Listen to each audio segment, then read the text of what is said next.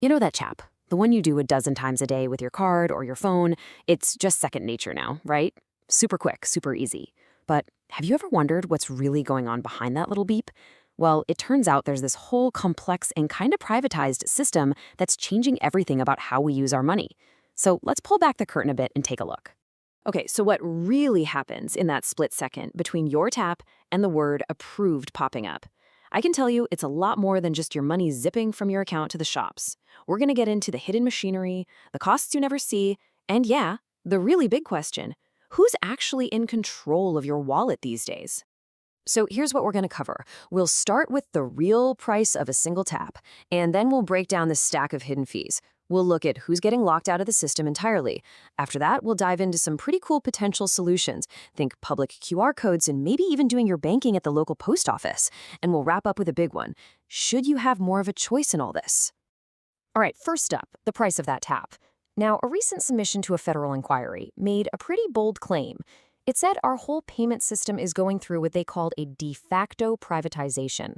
So what on earth does that actually mean for us?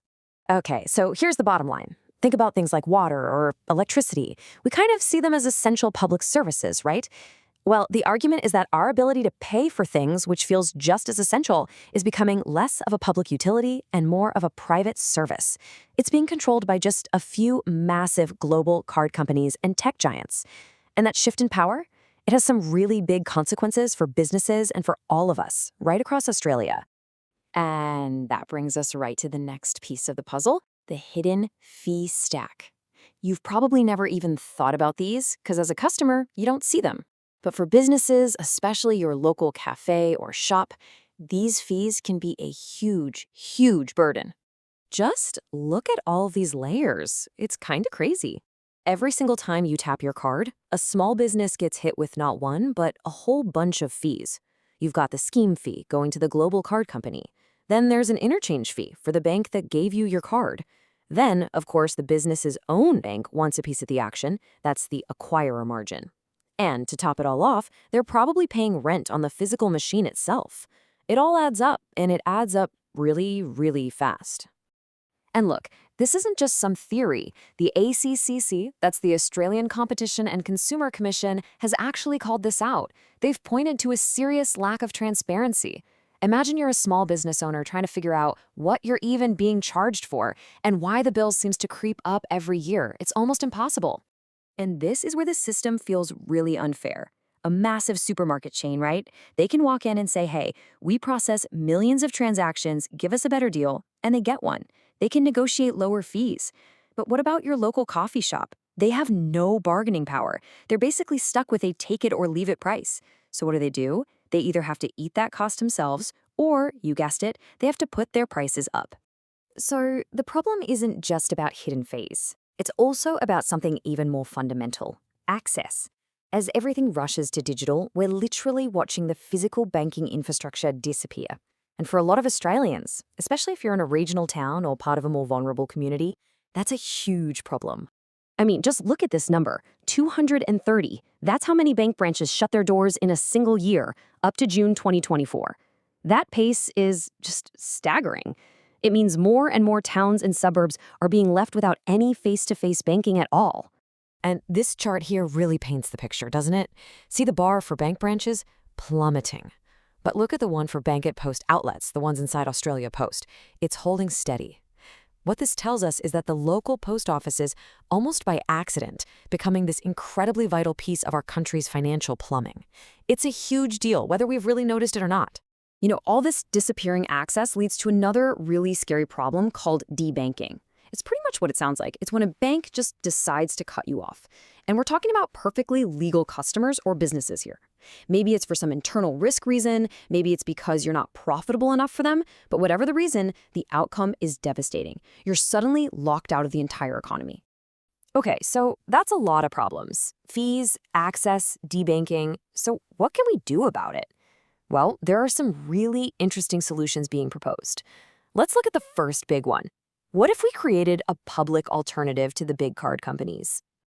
So this whole idea is built around something called account-to-account payments, or A2A, and it's actually a really simple concept.